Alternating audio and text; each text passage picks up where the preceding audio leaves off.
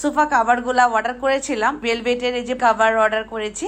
এই সোফাগুলাই মনে হয় যে নতুন স্টাইলিস্ট, আর এই কালারের মানে কাভার যে পরাইছি ওটা মনে হয় না কাভার পরানোর পর।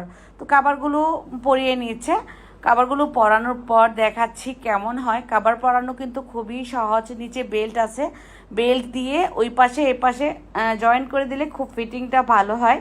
তো আমার এখানে যেহেতু কর্নার সোফা, এটার ফিটিংটা তেমন ভালো না হলেও অন্যগুলার ফিটিং খুব ভালো হবে। আমি বেল্টগুলো এখনও পরাই নাই, বেল্ট ছাড়াই এতটা ভালো লাগতেছে। একটা পরানো হয়ে গেছে, দুইজন দুই পাশে ধরে এভাবে করে টান মেরে লাগিয়ে দিলেই কিন্তু সুন্দর লেগে যায়। তারপর ককশিট দিয়ে আটসাট করে নিলে একদম মনে হবে যে আপনার সোফাটাই এই কালারের, এমন লাগবে আর কি। এই তো সাজিয়ে নিলাম।